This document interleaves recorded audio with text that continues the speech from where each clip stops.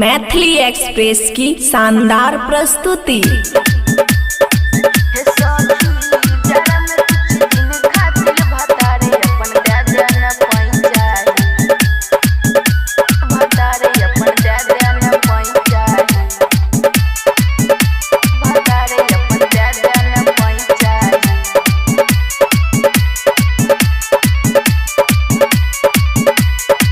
खुशी recording studio बलुआहा। केतनो ओढ़े छिए कमल रजाई जार लागे छै नीचा हे।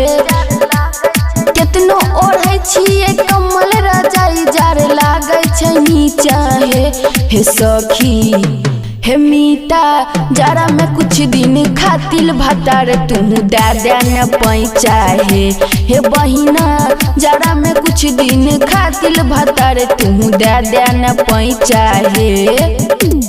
केतनो ओढ़े छिए कमल रजाई जार लागे छै नीचा हे सखी केतनो ओढ़े छिए कमल रजाई जार लागे छै नीचा हे सखी हे मीता जरा में कुछ दिन खातिल भतार तूपन दे न पैचा हे मीता जरा में कुछ दिन खातिल भतार तूपन दे न पैचा हे।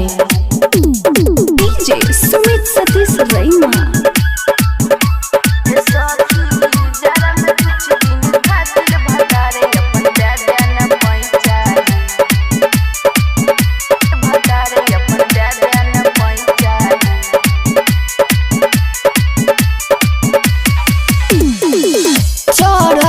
जवानी हमर होय छै पानी पानी हे केकरा से कहबै अपन दुख के कहानी हे।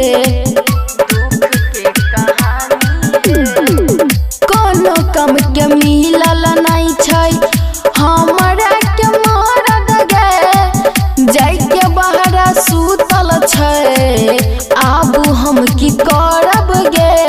कते दुख सुनाइयो तोरा गे बहिना नहीं फुलावे छै सरसो गे कते दुख सुनाइयो तोरा गे बहिना नहीं फुलावे छै सरसो गे हे बहिना हे मीता जरा में कुछ दिन खातिल भतार अपन दे न पैचा हे सखी जरा में कुछ दिन खातिल भतार अपन दे न पैचा हे।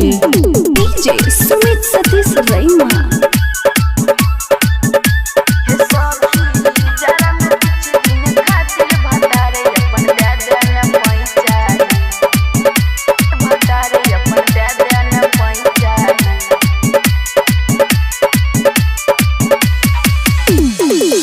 जिद करिए केतनो हमर मानै नहीं बात हमर जहरा से कांपै दहिया मानै नहीं छै बात हमर।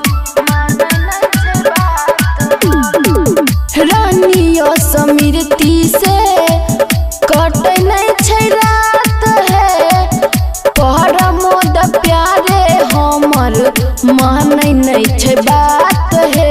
सुझै नहीं छै कोनो बतिया हमरा लागे छै पजरा जार हे सुझै नहीं छै कोनो बतिया हमरा लागे छै बहिना जार हे बहिना हे मीता जरा में कुछ दिन खातिल भतार अपन दे न पैचा हे सखी जरा में कुछ दिन खातिल भतार अपन दे न पैचा हे।